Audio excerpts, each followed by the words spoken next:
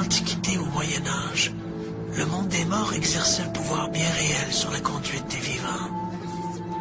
Dans les rites païens, il n'y avait souvent aucune distinction entre le monde des morts et celui des vivants.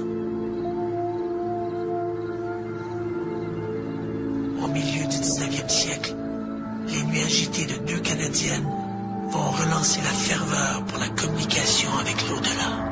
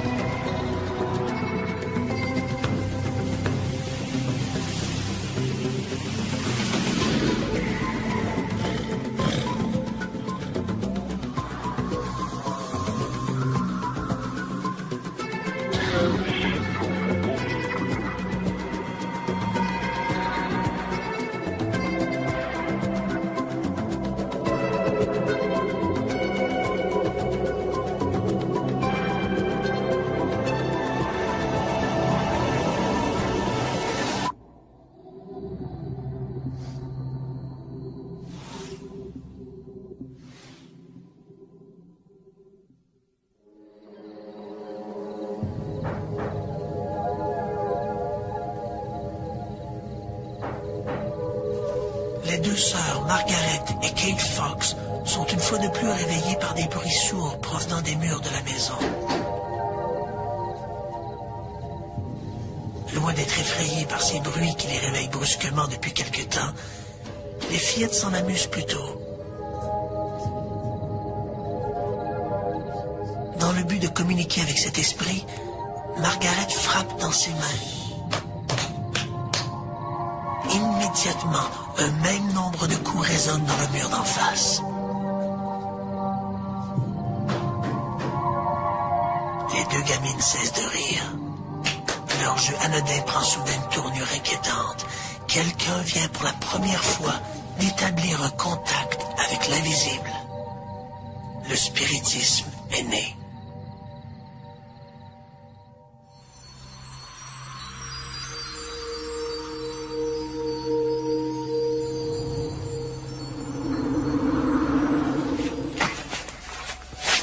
La mort.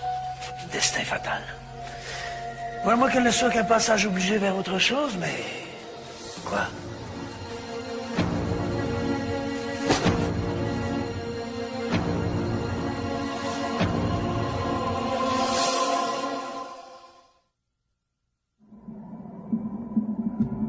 L'homme a toujours été obsédé par la perspective d'une vie après la mort. Et cette interrogation l'a amené à adhérer à toutes sortes de croyances peuplées de divinités, d'esprits ou de revenants. L'homme s'est toujours interrogé, y a-t-il une vie au-delà de la mort? Jusqu'à l'apparition du spiritisme au 19e siècle, toutes ces notions de survie de l'âme relevaient de la religion ou de croyances superstitieuses, alimentées par des récits plus ou moins vérifiables d'apparitions de fantômes. Les spectres peuplaient l'imaginaire, au même titre que les démons et autres esprits malveillants. Ce n'est pas un fait très connu, mais ce sont deux jeunes fermières canadiennes qui sont à l'origine du mouvement moderne du spiritisme. Le spiritisme existait avant, mais le mouvement moderne en tant que tel date de 1848. L'histoire implique deux jeunes femmes, Maggie et Kate Fox, âgées respectivement de 14 et de 11 ans, qui vivaient temporairement dans un petit cottage durant l'hiver 1848. Durant les 2 dernières semaines de mars, elles étaient régulièrement éveillées par des craquements qui semblaient provenir des murs de la maison. Il s'en est suivi une étrange communication. Par un code de coups frappés, l'impalpable visiteur explique qu'il est l'esprit d'un colporteur assassiné dans cette demeure. L'affaire s'ébruite et bientôt la maison de la famille Fox devient un objet de curiosité. C'est le début officiel du spiritisme. Ça a vraiment généré le premier grand, qu'est-ce qu'on pourrait dire, reportage médiatique, grand mouvement en Amérique du Nord, parce que tous les médias étaient là. Okay? La porte de cette petite maison de Hydesville pour essayer d'élucider ce qui se passait. Puis ils ont finalement trouvé le corps de quelqu'un assassiné dans les murs. Puis après ça, ils ont décidé que c'était son esprit qui était resté là. These two pubescent Ces deux petites fermières, nées sur une humble ferme ontarienne, qui n'avaient pas été aux États-Unis depuis 8 ou 9 mois, ont découvert quelque chose de fantastique. Elles ont découvert qu'en faisant des bruits et en expliquant ce qu'étaient ces bruits, elles pouvaient attirer l'attention du médecin, de l'avocat, de l'architecte et de toute leur communauté. Qu'elles pouvaient aller à Rochester non pas pour écouter un quelconque concert à l'opéra, mais pour être elles-mêmes les vedettes. Alors Cathy et Maggie Fox, ainsi que leur sœur Léa et leur frère Daniel, sont déménagés à New York, puis se sont mis à visiter les capitales du monde entier pour faire des spectacles au cours desquels elles faisaient des démonstrations illustrant comment elles pouvaient être en contact avec le monde des défunts. Du jour au lendemain, des gens se déclarent en communication avec les morts. On assiste à un engouement pour la communication avec l'au-delà. En présence de médiums, des coups étouffés font bouger les tables. Au début des années 1850, le phénomène du spiritisme s'est répandu en Europe et à l'époque, vivait en France un enseignant du nom de Hippolyte Rivail, qui était plutôt sceptique face à ces phénomènes, mais qui fut suffisamment intrigué pour décider d'enquêter par lui-même sur ces manifestations. Il ne croyait pas aux manifestations des esprits, mais après, disons, quelques expériences auprès des groupes médiumniques qui se rencontraient vraiment juste pour le plaisir, il a commencé à trouver ça assez intéressant, là, parce qu'il y avait des réponses. Par exemple, une jeune médium, encore ignorante, non scolarisée, qui pouvait répondre à une question de haut niveau, une des grandes questions de la vie, puis donner une réponse super cohérente et logique. Donc, là, pour lui, il se mettait à penser qu'il y avait autre chose. Parce qu'à chaque disons, réponse intelligente, il fallait avoir une source intelligente, puis pour lui, il constatait que ce n'était pas la médium qui donnait la réponse. Donc, c'est pour ça que ça créé un intérêt. Ainsi, convaincu de la réalité de la réincarnation par les informations qui lui étaient fournies durant les transes, Hippolyte Rivail, de son vrai nom, choisit le pseudonyme de Alain Kardec, se fondant sur sa conviction personnelle qu'il était à la fois une réincarnation d'un dénommé Alain et d'un dénommé Kardec. Vers 1860, Hippolyte Rivail fonde la Société parisienne d'études spirites et publie, sous le nom de Alan Kardec, le livre des esprits. Les enseignements de Kardec restent encore aujourd'hui des plus populaires et ses livres continuent d'être publiés. En se fondant sur des expériences, sur la compréhension qu'il avait été en mesure de documenter en questionnant les esprits, il avait écrit un livre, un premier livre publié sous le titre « Le livre des esprits » et qui est devenu le livre sur lequel la religion spirite s'est fondée. Le spiritisme s'est d'abord répandu en France, puis de France en Amérique latine, et s'est fortement implanté au Brésil, où il est aujourd'hui devenu l'une des principales religions. Le Brésil, ce qu'ils ont fait, c'est qu'ils ont pris cette information-là, ces enseignements-là, puis ils les ont appliqués dans des groupes médiumniques et des groupes d'études, pour mieux comprendre la médiumnité et mieux travailler avec la médiumnité. Donc, ils ont évolué, disons, ils ont fait évoluer le travail de Kardec. Pendant des années, les spirites vont se contenter de faire bouger des tables, mais les scientifiques exigent un peu plus. À la fin du 19e siècle, on voit apparaître des laboratoires de recherche psychique. On assiste à la multiplication d'expériences où les nouvelles technologies jouent un rôle de premier plan. Dans les années 1920, un chercheur canadien, Thomas Glendinning Hamilton, photographie des médiums en transe capables de produire de la matière ectoplasmique, une substance résiduelle venue apparemment de l'au-delà. 30 ans plus tard, la photographie cède la place aux bandes magnétiques. Les chercheurs enregistrent des milliers de conversations avec l'au-delà. C'est le début de la transcommunication. Aujourd'hui, la vidéo et l'ordinateur sont aussi mis à contribution. Qu'est-ce qu'on a appris à propos de l'au-delà depuis 150 ans? Les scientifiques de partout ont tenté de documenter ces manifestations, mais est-ce qu'on fait affaire à des rêveurs en quête de mysticisme ou à une réalité qui nous est encore inaccessible? Au lendemain des coups frappés à Heidieville, l'art de communiquer avec les défunts se répand. Pour les familles endeuillées, le spiritisme apparaît comme un moyen de prolonger l'affection de l'être aimé. Mais le spiritisme est aussi un subterfuge pour capitaliser sur les malheurs d'autrui. Tout le monde était super ignorant, donc qu'est-ce qui arrivait? On cherchait le spectacle. Donc là, tu arrives à un point, tu es payé pour ta représentation, ta vie dépend de ça, ta vie sociale, ta notoriété, tout. Donc là, qu'est-ce qui arrivait? Souvent, en Europe, en Amérique, partout, ben là, il fallait créer l'événement. Parce qu'on ne peut pas arriver et dire, OK, ben là, on veut que tout soit parfait pour une manifestation. On veut faire léviter la chaise. C'est pas à nous de le faire. On ne peut pas. Donc, est-ce qu'on peut commander des esprits à faire quoi que ce soit? C'est ça le problème. Donc, c'est tout à fait logique à l'époque, puisqu'on était ignorant. Puis puisque les gens en demandaient constamment, ben on allait en fabriquer. Coup de théâtre. En 1888, Margaret Fox fait un aveu troublant. L'une des filles signe une confession où elle affirme que tout cela est une simulation, un coup monté. Qu'elle a la capacité de faire craquer ses doigts de pied à volonté et que c'est elle qui créait tous ces bruits. Ces aveux donnent des arguments à ses adversaires qui demandent des preuves plus substantielles. On accuse les médiums de n'être que de fins psychologues et d'habiles illusionnistes.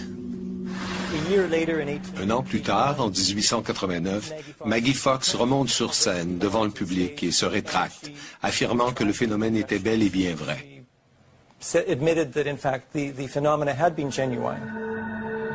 Un autre ennemi guette le spiritisme, le progrès. L'éclairage gagne lentement les grandes capitales du monde. Cette possibilité de faire instantanément la lumière dans les salons sombres des spirites met à jour un nombre considérable d'escrocs aux méthodes frauduleuses. Vers 1910, le spiritisme se retrouve dans le collimateur du célèbre Harry Houdini. Aussitôt que le phénomène du spiritisme commence à se répandre aux États-Unis, il attire sur lui l'attention des magiciens qui performent dans les foires.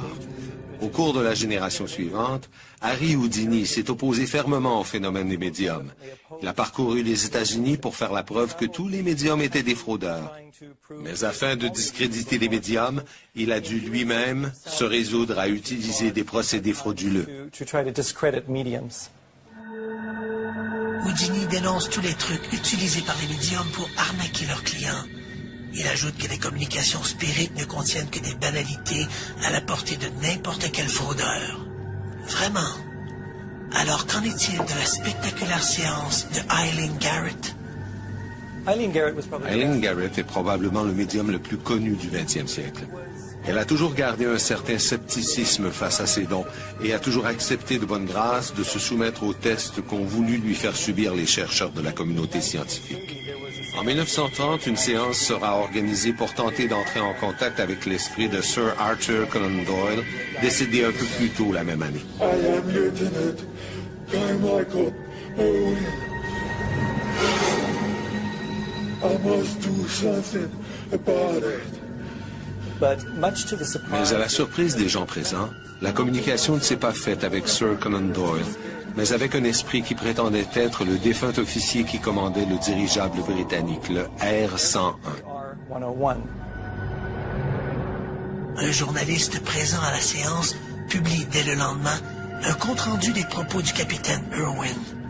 Toutes les révélations de l'officier sur cette catastrophe qui a coûté la vie à 48 de ses 54 passagers sont scrupuleusement rapportées. La possibilité que Eileen Garrett ait pu être informée de ces détails avant la publication du rapport officiel est à peu près impossible.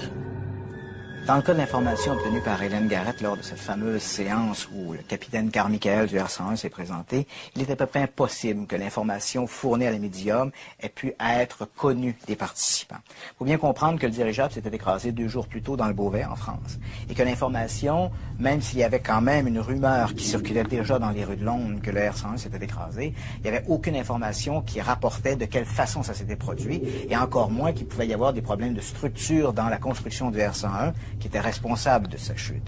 Donc, lorsque Hélène Garrett va raconter ça durant cette fameuse séance, tout le monde, lorsque l'information est rapportée le lendemain dans la presse, tous les gens sont un peu étonnés, qui plus est, même ceux qui travaillent sur l'enquête officielle du R101, et ces informations-là ne seront confirmées finalement par les experts en aéronautique que des mois après l'enquête, après que l'enquête soit terminée, donc après la fameuse séance d'Hélène Garrett.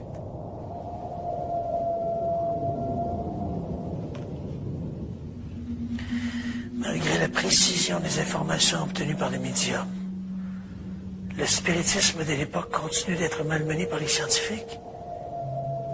Ils veulent des preuves. Pressés par les scientifiques de produire une preuve matérielle de leur contact, plusieurs médiums, dont un certain Franek Kloski, vont réaliser des moulages faits de paraffine, cette cire utilisée dans la confection des bougies. L'idée consistait à avoir un bol de cire, de la paraffine légèrement chaude et un seau d'eau froide, en se disant que si ces esprits étaient réellement en mesure de se matérialiser et de faire sentir leur présence par des touchés sur les épaules, par exemple, ou par d'autres types de contacts physiques, ils devraient donc être en mesure de laisser des traces dans la cire.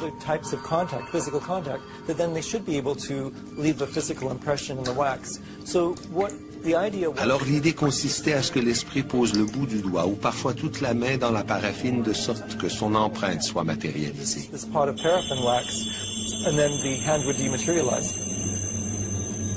Une fois l'esprit retourné dans l'au-delà, il ne reste de son passage que ce moulage, sorte de gant fait d'une très mince couche de cire. Pour le protéger, les médiums doivent couler rapidement du plâtre à l'intérieur pour éviter que le moulage ne s'effrite. Certains de ces moulages présentent des détails étonnants. Ces moulages sont très curieux dans le sens où ils sont plus petits que des mains normales, mais ce sont des mains d'adultes et pas des mains d'enfants ou des mains de petites personnes. Donc ça pose beaucoup de questions quant aux techniques qui auraient été utilisées pour faire un trucage ou une falsification s'il y a eu trucage. Donc c'est très curieux et intriguant. Mais évidemment, vu le recul temporel qu'on a par rapport à ces indices, c'est très difficile d'en tirer une conclusion. Pour un faussaire, il aurait été aisé, en gardant les doigts bien droits, de plonger sa main dans la paraffine liquide, d'attendre que la solution durcisse pour enfin retirer le gant de cire. Mais ce raisonnement ne tient plus si l'on parle de mains dont les doigts sont pliés ou entrelacés. Parce que c'est des moulages quand même assez très très définis. On voit même des petits poils de la peau, puis qui vont disons, jusqu'au poignet. Donc moulage fait dans la cire. Donc on constate que ça aurait été impossible qu'une personne fasse ce moulage parce qu'on ne peut pas retirer la main par après pour créer c'est quelque chose d'aussi fini et puis aussi parfait. Donc il faut expliquer ça. Comment est-ce qu'on a fait un moulage d'une main? Parce que c'est sûr que ce n'est pas quelque chose de sculpté. Il ne reste aujourd'hui que quelques spécimens de moulage spirit conservés à l'Institut métapsychique international de Paris. Personne n'a jamais pu expliquer leurs caractéristiques très particulières. S'il s'agit d'une fraude, les arnaqueurs ont emporté leur secret dans la tombe. Pendant qu'à Paris, le docteur Robert Toquet cherche à documenter le spiritisme via ses extraordinaires moulages, au Canada, un autre scientifique souhaite aussi valider le spiritisme, le docteur Thomas Glendinning Hamilton. Pour ce médecin de Winnipeg, la preuve de l'au-delà passe d'abord par l'objectif d'une caméra. De 1918 à sa mort, en 1935, il a mené plusieurs expériences. D'abord en télépathie, afin de vérifier s'il y avait des communications télépathiques entre vivants. Puis de là, il s'est intéressé à la psychokinésie, aux trans, et finalement, il a entrepris des travaux sur ce qu'on appelle les ectoplasmes, la matérialisation. La formation d'ectoplasmes est l'un des phénomènes les plus controversés du spiritisme. Il s'agit d'une curieuse substance résiduelle qui soigne du corps de certains médiums en transe. Au fil des ans, Hamilton réalise des centaines de photographies montrant ce phénomène à divers stades d'évolution. C'est la plus importante collection du genre au monde. Ces expériences qui avaient lieu au domicile du Dr Hamilton sont importantes à cause de la précision avec laquelle elles étaient menées. Il avait une pièce qu'il consacrait aux expériences et sur le mur de la pièce, il avait installé une batterie de 11 caméras qui lui servaient à documenter les phénomènes de lévitation et de production d'ectoplasme. Et nous avons la chance que ces photographies ainsi que tous les dossiers de Hamilton soient conservés et disponibles pour la recherche à l'Université du Manitoba. Malgré les mesures de contrôle qui entouraient ces expériences, plusieurs croient que le scientifique canadien a pu être dupé par des médiums mal intentionnés. Il a néanmoins introduit de nouvelles technologies pour documenter les communications avec l'au-delà. Et après les photographies de Hamilton, la suite logique était le son. Pendant longtemps, les très célèbres Thomas Edison et Guglielmo Marconi ont tenté de mettre au point des appareils capables d'enregistrer les voix de l'au-delà, mais sans succès. Vers le début des années 1950, comme l'équipement électronique d'enregistrement sonore devenait plus accessible, les gens se sont rendus compte qu'il y avait parfois des voix imprévues mais parfaitement audibles sur leurs enregistrements. Le premier à prendre ce phénomène au sérieux sera un gentleman suédois du nom de Fredrik Jörgensen.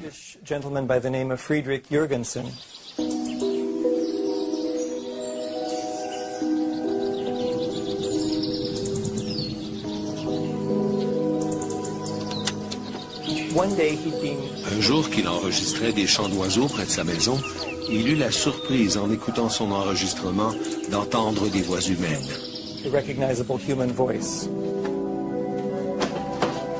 Jörgensen croit d'abord qu'il s'agit de sons parasitaires provenant d'une station de radio locale. Il recommence l'expérience et encore une fois, il capte des voix lointaines, dont l'une semble être celle de sa défunte mère.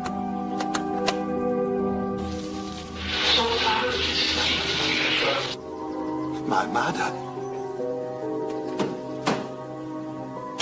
Pour Jörgensen, il ne peut s'agir que d'une manifestation de l'au-delà. Il se lance bientôt dans toute une série d'expérimentations pour enregistrer ses voix d'outre-tombe. Jörgensen ouvre la porte à une nouvelle technique de communication avec l'au-delà.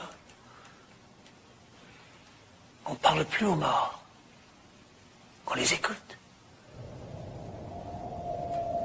C'est ce qu'on appelle la transcommunication.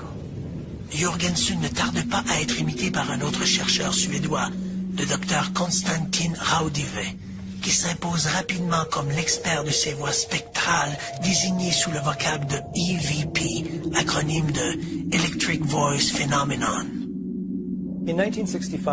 En 1965, Raudive rencontre Fredrik Jörgensen et apprend l'existence de ces voix. Le phénomène l'intéresse et il entreprend ses propres recherches, au cours desquelles se produira le même phénomène que celui qu'avait expérimenté Jörgensen. Aujourd'hui, c'est à Raudive que revient le mérite d'avoir fait connaître le phénomène de ces voix au monde anglo-saxon. Son livre, publié en Allemagne en 1971, a été traduit et publié en anglais sous le titre de Breakthrough.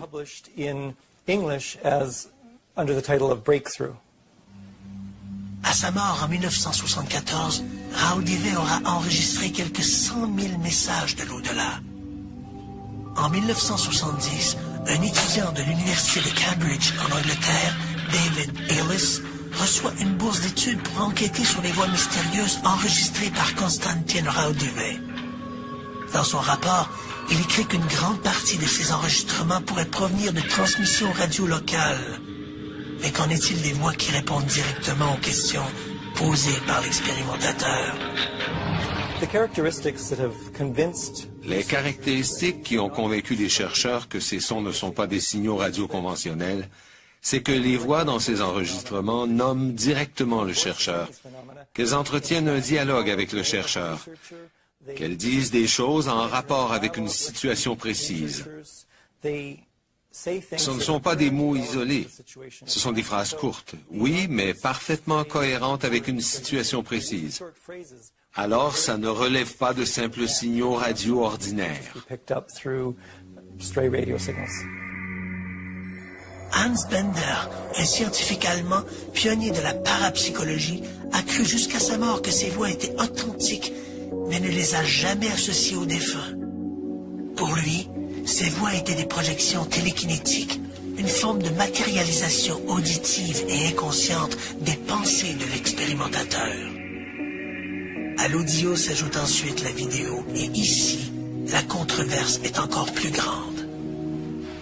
Avec les progrès techniques que nous avons connus au cours des années 1970 et 80, certains chercheurs ont découvert qu'en braquant une caméra vidéo ou même une caméra Polaroid sur un écran de télé dont le syntonisateur est réglé sur un canal à mi-chemin entre celui de 2 diffuseurs, ils pouvaient filmer puis apercevoir des images relativement précises qui ressemblent à celles d'êtres humains. Là encore, comme dans le cas des enregistrements sonores, la question se pose. Qui sont-ils? Sont-ce des esprits qui essaient de communiquer? Dans le film Interférence, Michael Keaton interprète le rôle d'un architecte troublé par la mort de sa femme. Son obsession l'entraîne dans un univers étrange où, ultimement, grâce à la technique des EVP, il pourra reprendre contact avec sa tendre moitié, mais à quel prix? Beaucoup de cinéphiles ont découvert le phénomène des EVP à travers ce film. Pourtant, celui-ci continue d'être expérimenté et étudié par des groupes de chercheurs à travers le monde. Depuis les années 80, le père François Brune, un prêtre sulpicien français, se fait propagandiste de toute une série d'images dont plusieurs se sont révélées pour le moins douteuses. 2 images en particulier ont retenu l'attention des détracteurs de cette transcommunication. Le père François Brune est un père sulpicien qui a commencé à s'intéresser en fait à la transcommunication. Et puis déjà à ce moment-là, il y avait différents groupes en France qui étaient actifs dans le domaine, et en particulier le groupe du Luxembourg. Le père Brune s'est mis soudainement à colliger toutes sortes d'images sans réellement les regarder de façon critique. Donc, il les présentait comme étant, il faisait en fait confiance à ses pourvoyeurs et puis il présentait ces images-là de façon publique. Et puis, il va arriver, on peut dire, le scandale de l'affaire Romy Schneider. Il présente en fait des images de la fameuse actrice autrichienne en disant, voici, Romy Schneider nous a contactés depuis l'au-delà et puis on voit des images. Le problème de ces images-là, c'est qu'on le retrouve, ce sont exactement des images qui proviennent du film Les choses de la vie, je crois, et avec le même plan. Donc, on voit bien que le père Brune a été dupé, en fait, par l'équipe du Luxembourg, qui lui ont fourni des images qui provenaient tout simplement d'une production cinématographique française de 1969, et qui, bien sûr, mettait en vedette Romy Schneider. L'autre image est encore plus cocasse. Fournie encore une fois par le groupe du Luxembourg, cette seconde image montre une jeune baigneuse sortant de la mer. Lors de la présentation d'un reportage sur le père Brune, dans le cadre de l'émission Caméra 89, un résident de Charlevoix l'a reconnu. Contrairement aux affirmations du sulpicien, il ne s'agissait pas d'une projection de l'au-delà, mais d'un extrait du film The Bikini Story. Preuve que l'au-delà ne se laisse pas enregistrer facilement. D'ailleurs, l'enregistrement des EVP est à la portée de tous. Il suffit simplement de placer dans une pièce silencieuse un système d'enregistrement en marche et de poser à voix haute quelques questions pertinentes. Cela fait, l'expérimentateur n'a qu'à reculer et écouter la bande en portant une attention particulière au bruit de fond parasitaire. Il est bon de préciser que les esprits ne parlent pas nécessairement de manière posée à la Bernard de Rome, mais leur voix ressemble plus à une mixture nasillarde et accélérée. Et c'est souvent là que le bas blesse. Personnellement, je suis très sceptique par rapport à ces techniques-là. On sait que lorsqu'on écoute par exemple du bruit blanc, on peut finir par entendre un peu n'importe quoi, dépendamment de la volonté qu'on y met en écoutant. Donc déjà, lorsqu'on n'a pas d'indice objectif là, de ce qui a été entendu, c'est très difficile de pouvoir dire qu'il y a réellement quelque chose de vraiment audible qui a pu être écouté ou encore pire vu. D'un autre côté, même si on réussissait à observer ce genre de phénomène, rien ne prouve que ça serait dû à une réelle communication avec l'au-delà, mais ça pourrait peut-être être quelque chose qui est produit par les observateurs ou les gens qui désirent tellement cette communication qu'ils sont prêts, même éventuellement en utilisant des moyens qu'on n'est pas encore capable d'expliquer, ils seraient prêts à obtenir ce genre de message-là et à interpréter un peu n'importe quel bruit comme étant un message. Cette gymnastique n'est pas sans rappeler cette vague des années 1970 où les amateurs de musique rock faisaient tourner leur micro-sillon à l'envers, espérant y découvrir quelques messages cachés.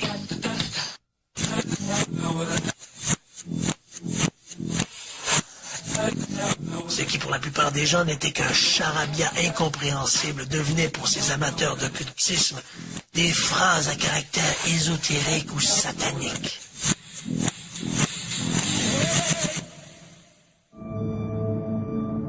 Cette quête technologique de l'au-delà n'est peut-être qu'une question de culture. Pour plus des 2/3 de la planète, cette question de la survie ne se pose plus. C'est une réalité spirituelle. La réincarnation.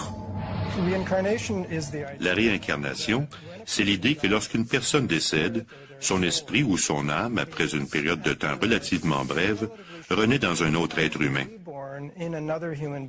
Et au fur et à mesure que cet autre être humain se développe, cette personne peut, et en particulier durant la petite enfance, se rappeler de quelques faits de sa vie antérieure. Pour les scientifiques occidentaux, la croyance en la réincarnation se loge à la même enseigne que les tables tournantes et autres chimères occultes. Au 19e siècle, Allan Kardec propose une vision beaucoup moins mystique de ce phénomène de migration de l'âme. Selon lui, les hommes meurent et se réincarnent dans un autre corps dans une quête incessante pour l'amélioration de soi. Je dirais qu'il y a plusieurs concepts de réincarnation ou de résurrection dans plusieurs parties du monde. Il est difficile de comprendre le concept d'une âme qui part d'un corps et qui transite dans un autre corps. Par exemple, en Inde, nous sommes tentés de croire que la réincarnation est présente partout, mais ce n'est pas le cas. Si on entend par réincarnation la présence d'une âme qui passe d'un corps à l'autre. Dans le bouddhisme, par exemple, c'est impossible. Alors les bouddhistes ont beaucoup de difficultés à s'imaginer quel système leur permettrait de vivre leur vie multiple auquel ils croient. Alors ils appellent ça la renaissance ou plusieurs vies. En dépit de l'aura de mysticisme qui entoure cette croyance partagée par des millions d'adeptes de l'hindouisme et du bouddhisme, certains scientifiques n'ont pas hésité à en vérifier les prétentions. Le docteur Ian Stevenson de l'Université de Virginie est l'un d'entre eux. Ian Stevenson est un médecin d'origine canadienne, éduqué à Montréal et qui a travaillé durant plusieurs années au département de psychiatrie de l'Université de Virginie. À titre de parapsychologue, il est devenu célèbre pour ses études sur la réincarnation, plus précisément pour ses études des phénomènes de réincarnation rapportés par de jeunes enfants d'origine indienne. Stevenson a publié 20 cas suggérant le phénomène de réincarnation en 1966. Le scientifique canadien a surtout travaillé avec l'échantillonnage en Inde, donc des jeunes qui avaient des souvenirs spontanés de vie passée. Ce que Stevenson arrive comme conclusion, c'est qu'apparemment les âmes errantes jouissent d'un certain libre arbitre pour se finalement migrer d'un corps à un autre. Ce que Stevenson également a remarqué, c'est que le souvenir de vie antérieure était plus fréquent dans des groupes, et en particulier des groupes religieux, où l'on accepte la réincarnation comme étant une réalité. Par exemple, dans les pays du christianisme, où le christianisme est très présent, comme ici en Amérique du Nord, très peu de gens se rappellent des vies antérieures. Alors qu'en Inde, ou dans les pays où il y a une religion hindouiste, où là, la réincarnation fait partie du concept religieux, on retrouve de façon très régulière des gens qui ont ces souvenirs spontanés de vie antérieure. Le docteur Stevenson appuie ses conclusions sur des récits parfois déroutants. L'un de ces cas extraordinaires est celui de Jasbir Lal-Jat. L'affaire Jasbir Lal-Jat est présentée par Ian Stevenson comme étant l'un des meilleurs cas documentés qui semble supporter la réincarnation. L'histoire est la suivante. En 1954, le jeune Jasbir Ladjat meurt d'une maladie infectieuse. On l'envoie donc à la morgue, où il reste pendant quelques heures, puis l'enfant se met à respirer de nouveau. Donc on crie évidemment au miracle. Mais très rapidement, l'enfant commence à raconter qu'il n'est plus celui qu'il était. En fait, il soutient la réincarnation d'un enfant assassiné dans une vie antérieure, et puis il soutient qu'il venait du village de Vaidi et qu'il appartenait à une caste brahmanique, donc une caste plus élevée en Inde. Alors bon, évidemment, les parents du jeune Jasbir Ladjat mettent ça sur le dos de l'imagination de l'enfant. Et puis en 1957, une femme se présente au village, elle est de passage, et le jeune Jasbir Ladjat la reconnaît comme étant une de ses tantes dans sa vie antérieure. Questionnée, la femme reconnaît effectivement qu'elle avait un neveu qui est décédé, et elle reconnaît effectivement qu'à Vaidi, la caste qui prime, c'est la caste brahmanique. On amène le jeune Ladjat au village de Vaidi, où il reconnaît spontanément des gens du village comme étant ses oncles, ses tantes. On l'amène dans des lieux où il aurait vécu antérieurement. Et puis là, il peut décrire des objets qui sont placés dans des commodes ou dans des bureaux. Donc, tous ces détails vérifiés apparemment par Ian Stevenson lui font dire qu'il n'y a pas d'autre explication que la réincarnation pour justifier ces informations. Les révélations du jeune Jasbir Ladjat sur la vie quotidienne et sur l'existence de son possible prédécesseur éliminent, selon le docteur Stevenson, toute possibilité de mystification. Comme j'enseigne la philosophie, il m'est arrivé souvent de lire des articles qui référaient aux ouvrages de Ian Stevenson. Alors j'ai décidé d'approfondir moi-même certains de ces ouvrages. J'ai décidé de me concentrer sur un cas où Ian Stevenson lui-même avait été le premier enquêteur et qui est rapporté dans son livre « 20 cas suggérant le phénomène de réincarnation » et qui est le cas d'un jeune garçon, Imad El-Awar, et de ses souvenirs de sa vie antérieure. Stevenson lui-même s'est rendu dans la famille pour demander aux parents de quoi l'enfant se rappelait. Puis il s'est rendu avec la famille dans le village où l'enfant prétendait avoir vécu pour enquêter dans ce village et il y a trouvé plusieurs confirmations, du moins des confirmations présumées, du rapport original. Les conclusions de Stevenson ne font pas l'unanimité. Si on se penche sur les résultats de son étude, certains éléments manquent de précision pour corroborer ses propos. Ce que j'ai découvert, c'est que les tableaux des données fournis par le rapport, et il y en a 57, dont plusieurs ont été confirmés par son enquête, sont très différentes lorsqu'on les compare avec le texte. Ce qu'il a fait, c'est qu'il a pris les souvenirs de la vie antérieure de l'enfant, tels que rapportés par les parents, et il a adouci le matériel pour en faire quelque chose de vague. Puis il s'est rendu au village pour se rendre compte que même cette version édulcorée était inexacte. Alors il s'est dit qu'il pouvait prendre une personne différente. Ainsi, l'enfant, qui d'après le témoignage de ses parents affirmait que son nom était Mahmoud Bouhamzi, lorsqu'on regarde ce tableau, on retrouve simplement l'enfant parle du nom Mahmoud. Ensuite, on a découvert qu'un autre individu portant un nom semblable, Ibrahim Bouhamzi, coïncidait mieux avec certaines des situations rapportées, alors que dans les faits, ça ne correspond en rien à la version originale donnée par l'enfant. Le nom de Mahmoud, rapporté dans le tableau, devient simplement un nom mentionné par l'enfant. Et on souligne que Ibrahim Bouhamzi avait un oncle nommé Mahmoud, ce qui est en fait un prénom très commun. Alors, il ne prêtait aucune attention au volume d'informations possibles. Combien d'enfants dans des villages avoisinants auraient pu correspondre, en gros, aux coïncidences mentionnées dans le rapport, en particulier lorsqu'on change comme ça une donnée pour une autre? Il n'y a tout simplement pas de preuves concluantes. Or, ce cas est cité par plusieurs personnes qui suivent de près les recherches de Stevenson comme étant l'un des meilleurs exemples de ce qui peut être fait, et c'est une recherche menée par Stevenson lui-même. Alors, c'est tout le système qui s'écroule.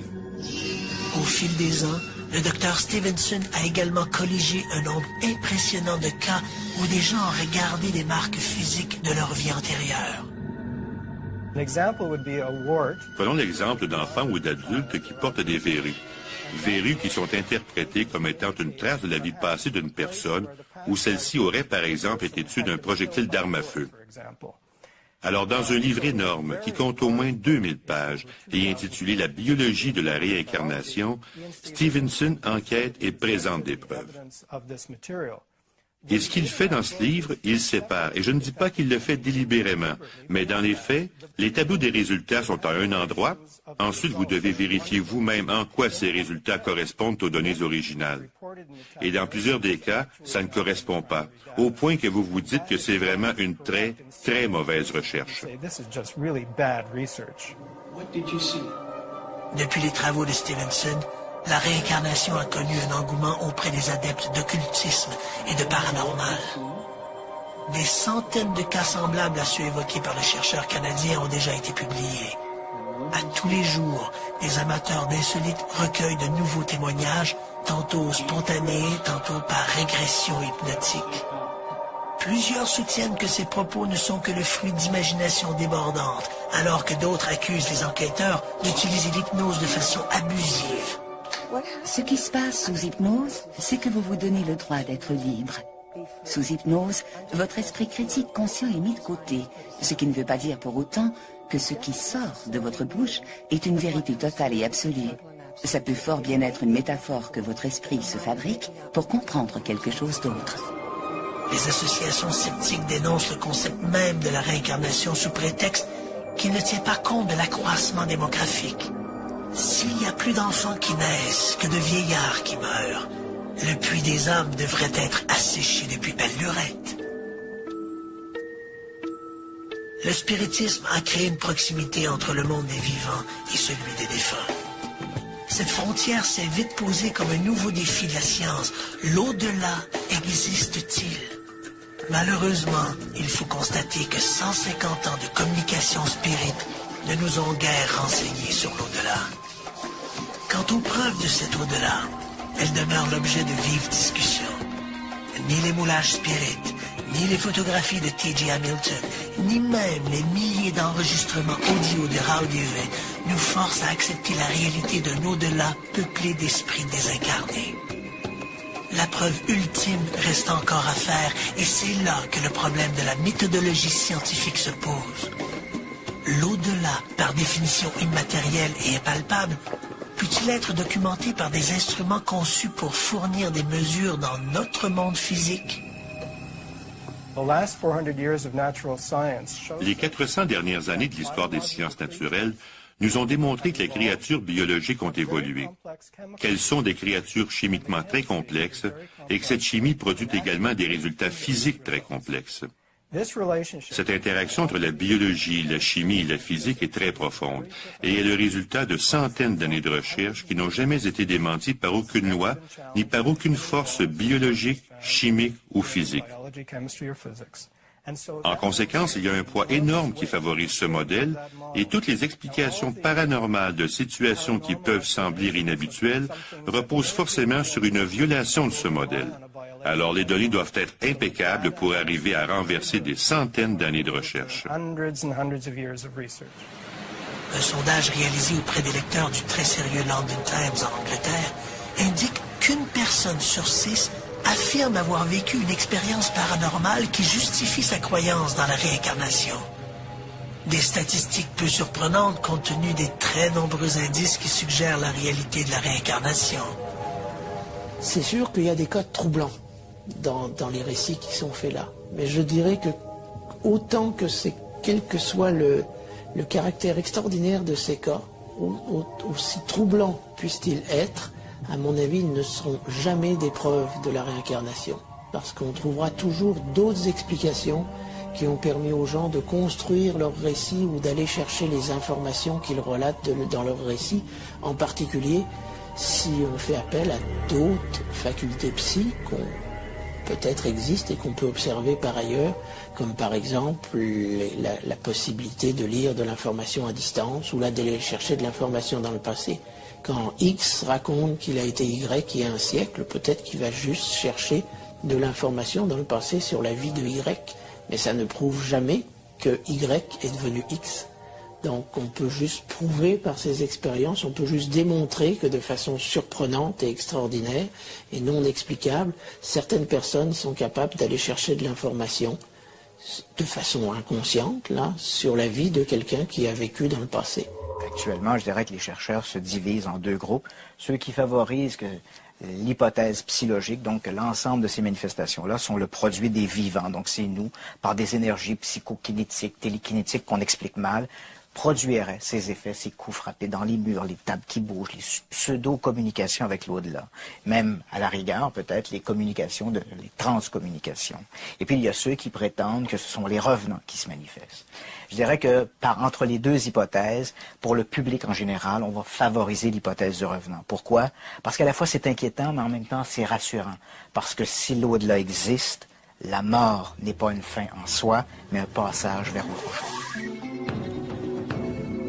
La recherche sur l'au-delà se poursuit aujourd'hui avec autant d'enthousiasme qui guidait les Hamilton, Tucker, Aldivet. Quant à son existence, elle reste encore controversée, mais cette seule perspective rend déjà moins inquiétante.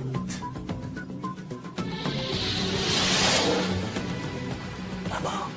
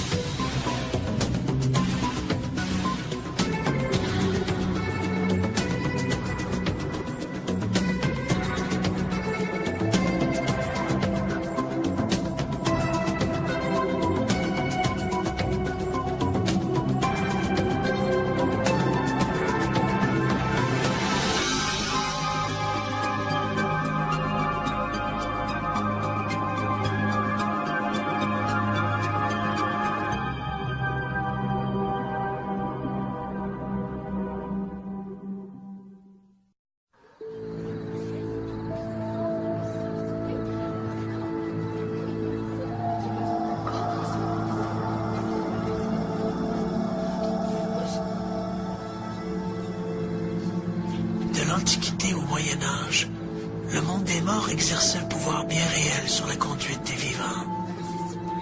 Dans les rites païens, il n'y avait souvent aucune distinction entre le monde des morts et celui des vivants. Au milieu du 19e siècle, les nuits agitées de deux Canadiennes vont relancer la ferveur pour la communication avec l'au-delà.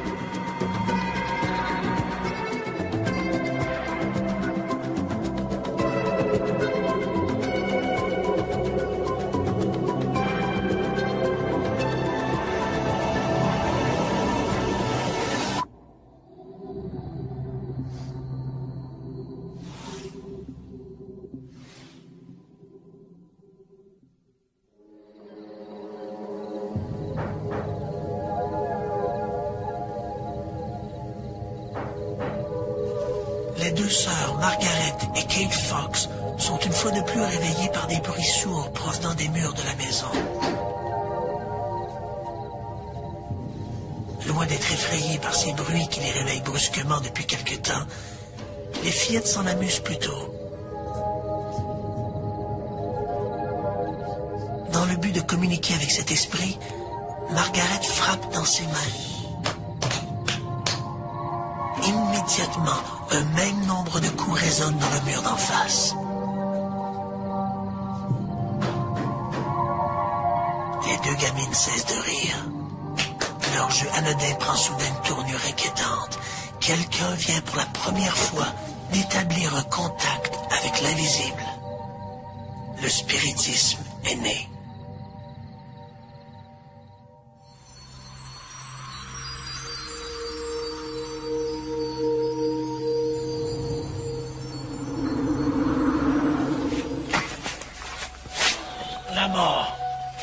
destin fatal.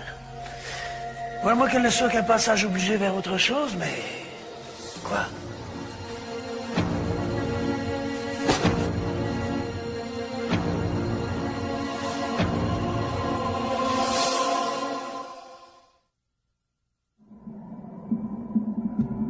L'homme a toujours été obsédé par la perspective d'une vie après la mort. Et cette interrogation l'a amené à adhérer à toutes sortes de croyances peuplées de divinités, d'esprits ou de revenants. L'homme s'est toujours interrogé, y a-t-il une vie au-delà de la mort?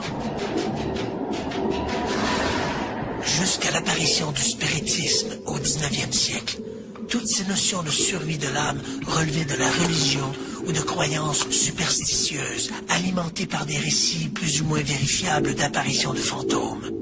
Les spectres peuplaient l'imaginaire, au même titre que les démons et autres esprits malveillants. Ce n'est pas un fait très connu, mais ce sont deux jeunes fermières canadiennes qui sont à l'origine du mouvement moderne du spiritisme. Le spiritisme existait avant, mais le mouvement moderne en tant que tel date de 1848. L'histoire implique deux jeunes femmes, Maggie et Kate Fox, âgées respectivement de 14 et de 11 ans, qui vivaient temporairement dans un petit cottage durant l'hiver 1848. Durant les 2 dernières semaines de mars, elles étaient régulièrement éveillées par des craquements qui semblaient provenir des murs de la maison. Il s'en est suivi une étrange communication. Dans un code de coups frappés, l'impalpable visiteur explique qu'il est l'esprit d'un colporteur assassiné dans cette demeure. L'affaire s'ébruite et bientôt la maison de la famille Fox devient un objet de curiosité. C'est le début officiel du spiritisme. Ça a vraiment généré le premier grand, qu'est-ce qu'on peut dire, reportage médiatique, grand mouvement en Amérique du Nord, parce que tous les médias étaient là. Okay? La porte de cette petite maison de Hydesville, presque, d'élucider ce qui se passait. Puis ils ont finalement trouvé le corps de quelqu'un assassiné dans les murs. Puis après ça, ils ont décidé que c'était son esprit qui était resté là. Ces deux petites fermières, nées sur une humble ferme ontarienne, qui n'avaient pas été aux États-Unis depuis 8 ou 9 mois, ont découvert quelque chose de fantastique. Elles ont découvert qu'en faisant des bruits et en expliquant ce qu'étaient ces bruits, elles pouvaient attirer l'attention du médecin, de l'avocat, de l'architecte et de toute leur communauté. Qu'elles pouvaient aller à Rochester non pas pour écouter un quelconque concert à l'opéra, mais pour être elles-mêmes les vedettes. Alors Cathy et Maggie Fox, ainsi que leur sœur Léa et leur frère Daniel, sont déménagés à New York, puis se sont mis à visiter les capitales du monde entier pour faire des spectacles au cours desquels elles faisaient des démonstrations illustrant comment elles pouvaient être en contact avec le monde des défunts. Du jour au lendemain, des gens se déclarent en communication avec les morts. On assiste à un engouement pour la communication avec l'au-delà. En présence de médiums, des coups étouffés font bouger les tables. Au début des années 1850, le phénomène du spiritisme s'est répandu en Europe et à l'époque, vivait en France un enseignant du nom de Hippolyte Rivail, qui était plutôt sceptique face à ces phénomènes, mais qui fut suffisamment intrigué pour décider d'enquêter par lui-même sur ces manifestations. Il ne croyait pas aux manifestations des esprits, mais après, disons, quelques expériences auprès des groupes médiumniques qui se rencontraient vraiment juste pour le plaisir, il a commencé à trouver ça assez intéressant, là, parce qu'il y avait des réponses. Par exemple, une jeune médium, encore ignorante, non scolarisée, qui pouvait répondre à une question de haut niveau, une des grandes questions de la vie, puis donner une réponse super cohérente et logique. Donc, là, pour lui, il se mettait à penser qu'il y avait autre chose. Parce qu'à chaque disons, réponse intelligente, il fallait avoir une source intelligente, puis pour lui, il constatait que ce n'était pas la médium qui donnait la réponse. Donc, c'est pour ça que ça créé un intérêt. Ainsi, convaincu de la réalité de la réincarnation par les informations qui lui étaient fournies durant les transes, Hippolyte Rivail, de son vrai nom, choisit le pseudonyme de Alain Kardec, se fondant sur sa conviction personnelle qu'il était à la fois une réincarnation d'un dénommé Alain et d'un dénommé Kardec.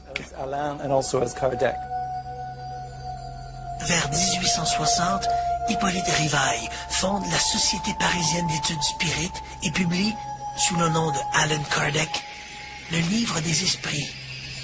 Les enseignements de Kardec restent encore aujourd'hui des plus populaires et ses livres continuent d'être publiés. En se fondant sur des expériences, sur la compréhension qu'il avait été en mesure de documenter en questionnant les esprits, il avait écrit un livre, un premier livre publié sous le titre « Le livre des esprits » et qui est devenu le livre sur lequel la religion spirite s'est fondée. Le spiritisme s'est d'abord répandu en France, puis de France en Amérique latine et s'est fortement implanté au Brésil, où il est aujourd'hui devenu l'une des principales religions. Le Brésil, ce qu'ils ont fait, c'est qu'ils ont pris cette information-là, ces enseignements-là, puis ils les ont appliqués dans des groupes médiumniques et des groupes d'études pour mieux comprendre la médiumnité et mieux travailler avec la médiumnité. Donc, ils ont évolué, disons, le travail, ils ont fait évoluer le travail de Kardec. Pendant des années, les spirites vont se contenter de faire bouger des tables, mais les scientifiques exigent un peu plus. À la fin du 19e siècle, on voit apparaître des laboratoires de recherche psychique. On assiste à la multiplication d'expériences où les nouvelles technologies jouent un rôle de premier plan. Dans les années 1920, un chercheur canadien, Thomas Glendinning Hamilton, photographie des médiums en transe capables de produire de la matière ectoplasmique, une substance résiduelle venue apparemment de l'au-delà. 30 ans plus tard, la photographie cède la place aux bandes magnétiques. Les chercheurs enregistrent des milliers de conversations avec l'au-delà. C'est le début de la transcommunication. Aujourd'hui, la vidéo et l'ordinateur sont aussi mis à contribution.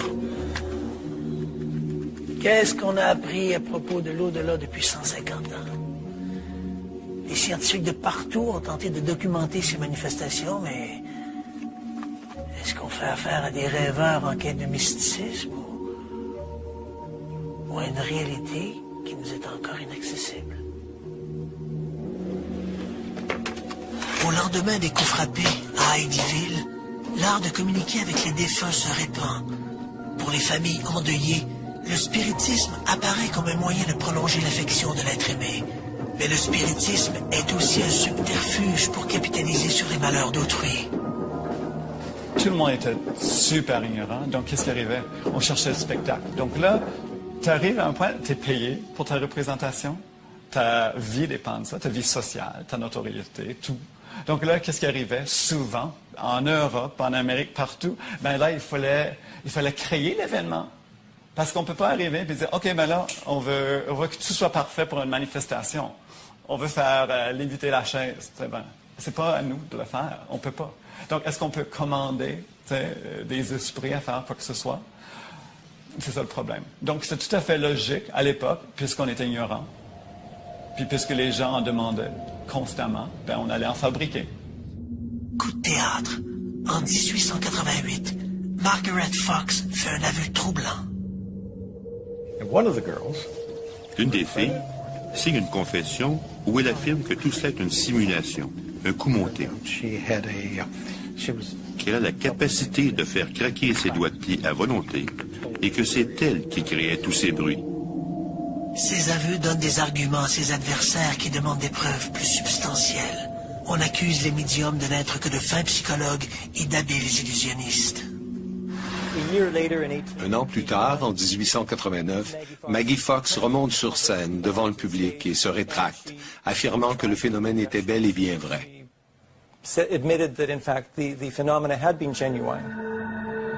Un autre ennemi guette le spiritisme, le progrès.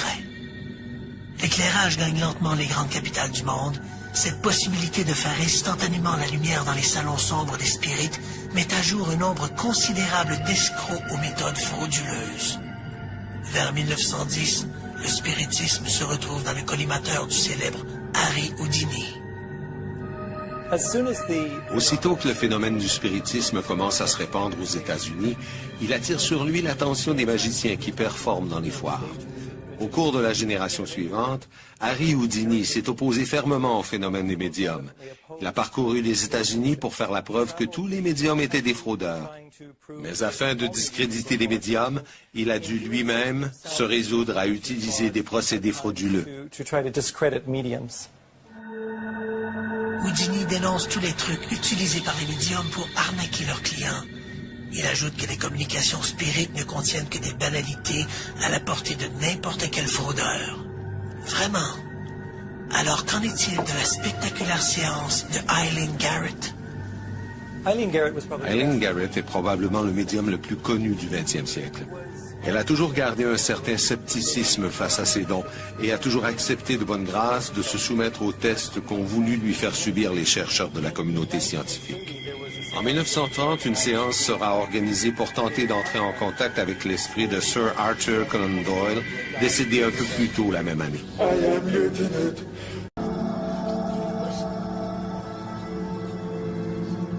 De l'Antiquité au Moyen Âge, le monde des morts exerçait un pouvoir bien réel sur la conduite des vivants. Dans les rites païens, il n'y avait souvent aucune distinction entre le monde des morts et celui des vivants. Au milieu du 19e siècle, les nuits agitées de deux Canadiennes vont relancer la ferveur pour la communication avec l'au-delà.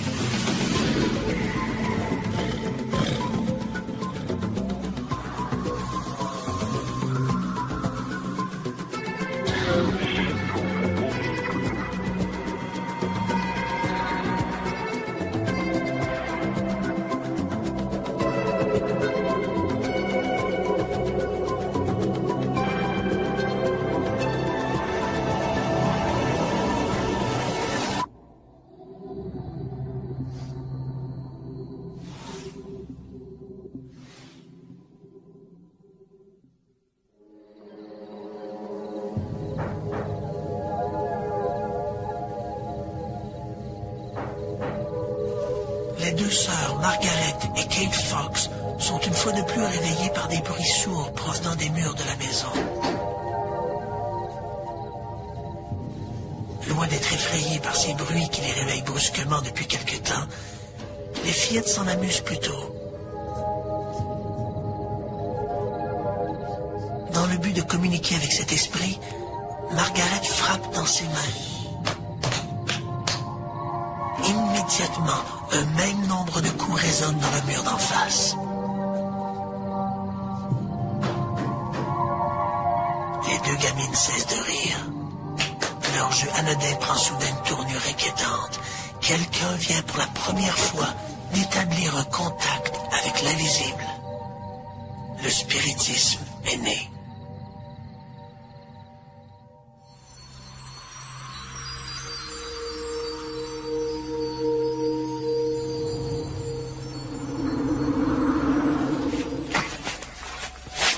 La mort.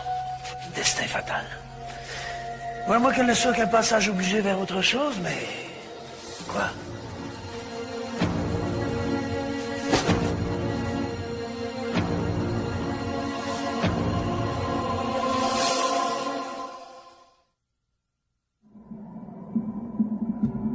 L'homme a toujours été obsédé par la perspective d'une vie après la mort. Et cette interrogation l'a amené à adhérer à toutes sortes de croyances peuplées de divinités, d'esprits ou de revenants.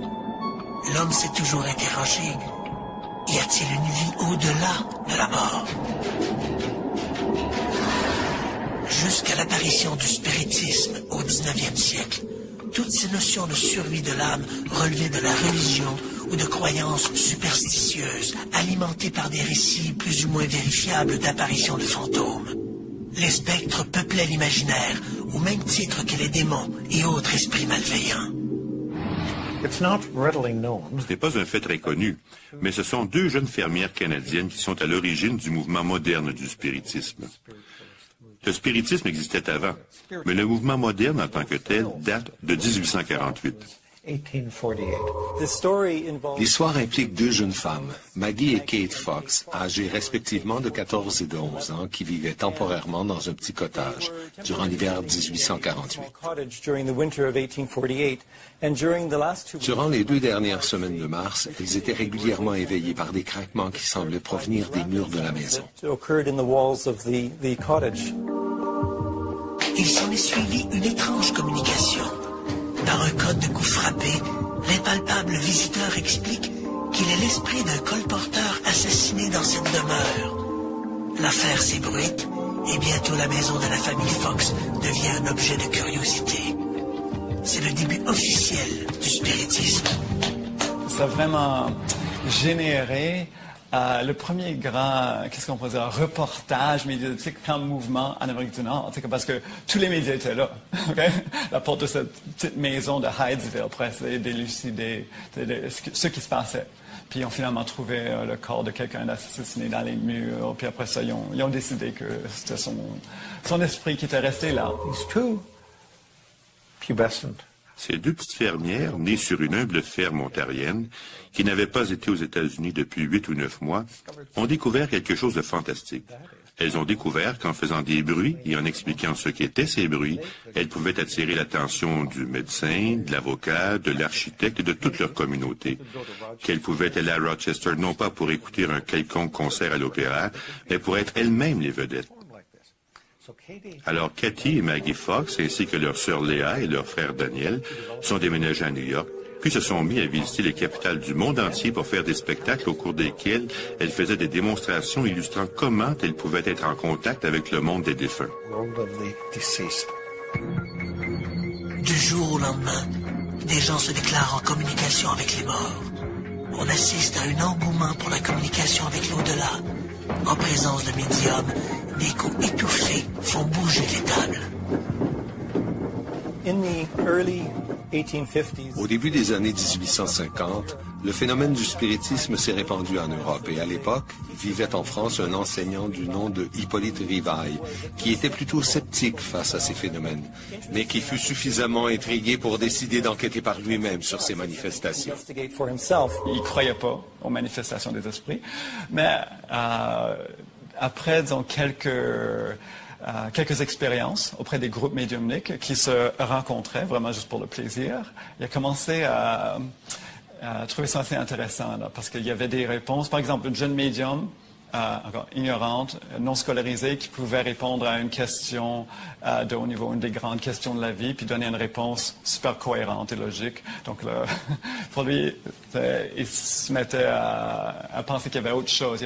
Parce qu'à chaque disons, réponse intelligente, il fallait avoir une source intelligente, puis pour lui, il constatait que ce n'était pas la médium qui donnait la réponse. Donc, c'est pour ça que ça créait un intérêt. Ainsi, convaincu de la réalité de la réincarnation par les informations qui lui étaient fournies durant les transes, Hippolyte Rivail, de son vrai nom, choisit le pseudonyme de Alain Kardec, se fondant sur sa conviction personnelle qu'il était à la fois une réincarnation d'un dénommé Alain et d'un dénommé Kardec. Vers 1860, Hippolyte Rivail fonde la Société parisienne d'études spirites et publie, sous le nom de Allan Kardec, le livre des esprits. Les enseignements de Kardec restent encore aujourd'hui des plus populaires et ses livres continuent d'être publiés. En se fondant sur des expériences, sur la compréhension qu'il avait été en mesure de documenter en questionnant les esprits, il avait écrit un livre, un premier livre publié sous le titre « Le livre des esprits » et qui est devenu le livre sur lequel la religion spirite s'est fondée. Le spiritisme s'est d'abord répandu en France, puis de France en Amérique latine, et s'est fortement implanté au Brésil, où il est aujourd'hui devenu l'une des principales religions. Le Brésil, ce qu'ils ont fait, c'est qu'ils ont pris cette information-là, ces enseignements-là, puis ils les ont appliqués dans des groupes médiumniques et des groupes d'études, pour mieux comprendre la médiumnité et mieux travailler avec la médiumnité. Donc, ils ont évolué, disons, le travail, ils ont fait évoluer le travail de Kardec. Pendant des années, les spirites vont se contenter de faire bouger des tables, mais les scientifiques exigent un peu plus.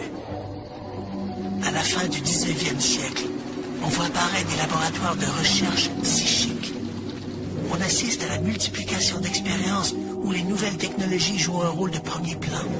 Dans les années 1920, un chercheur canadien, Thomas Glendinning Hamilton, photographie des médiums en transe capables de produire de la matière ectoplasmique, une substance résiduelle venue apparemment de l'au-delà.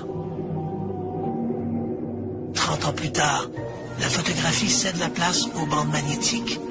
Les chercheurs enregistrent des milliers de conversations avec l'au-delà. C'est le début de la transcommunication. Aujourd'hui, la vidéo et l'ordinateur sont aussi mis à contribution. Qu'est-ce qu'on a appris à propos de l'au-delà depuis 150 ans?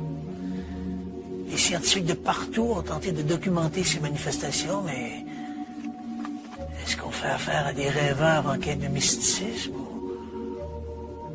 ou à une réalité qui nous est encore inaccessible? Au lendemain des coups frappés à Heidyville, l'art de communiquer avec les défunts se répand. Pour les familles endeuillées, le spiritisme apparaît comme un moyen de prolonger l'affection de l'être aimé. Mais le spiritisme est aussi un subterfuge pour capitaliser sur les malheurs d'autrui. Tout le monde était super ignorant, donc qu'est-ce qui arrivait? On cherchait le spectacle. Donc là, tu arrives à un point, tu es payé pour ta représentation, ta vie dépend de ça, ta vie sociale, ta notoriété, tout. Donc là, qu'est-ce qui arrivait? Souvent, en Europe, en Amérique, partout, ben là, il fallait créer l'événement. Parce qu'on ne peut pas arriver et dire, OK, ben là, on veut que tout soit parfait pour une manifestation. On veut faire léviter la chaise. C'est pas à nous de le faire. On ne peut pas. Donc, est-ce qu'on peut commander des esprits à faire quoi que ce soit? C'est ça le problème. Donc, c'est tout à fait logique à l'époque, puisqu'on était ignorant. Puis puisque les gens en demandaient constamment, ben on allait en fabriquer. Coup de théâtre. En 1888, Margaret Fox fait un aveu troublant. Une des filles signe une confession où elle affirme que tout cela est une simulation, un coup monté. Qu'elle a la capacité de faire craquer ses doigts de pied à volonté et que c'est elle qui créait tous ces bruits. Ces aveux donnent des arguments à ses adversaires qui demandent des preuves plus substantielles. On accuse les médiums de n'être que de fins psychologues et d'habiles illusionnistes. Un an plus tard, en 1889, Maggie Fox remonte sur scène devant le public et se rétracte, affirmant que le phénomène était bel et bien vrai.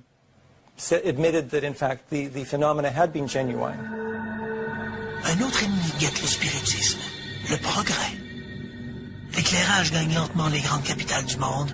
Cette possibilité de faire instantanément la lumière dans les salons sombres des spirites met à jour un nombre considérable d'escrocs aux méthodes frauduleuses. Vers 1910, le spiritisme se retrouve dans le collimateur du célèbre Harry Houdini.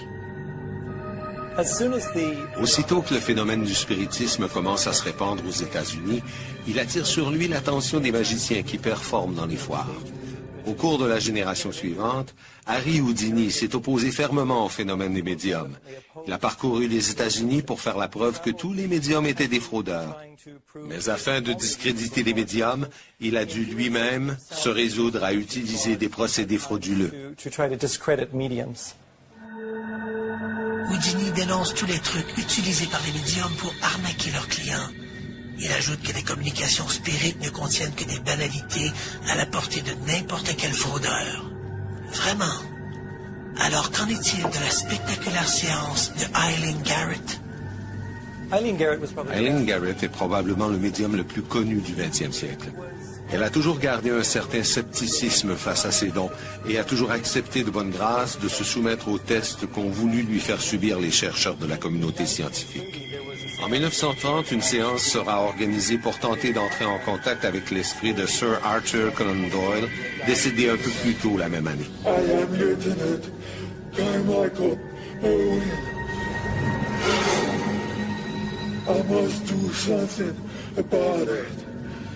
Mais à la surprise des gens présents, la communication ne s'est pas faite avec Sir Conan Doyle, mais avec un esprit qui prétendait être le défunt officier qui commandait le dirigeable britannique, le R-101. Un journaliste présent à la séance publie dès le lendemain un compte-rendu des propos du capitaine Irwin.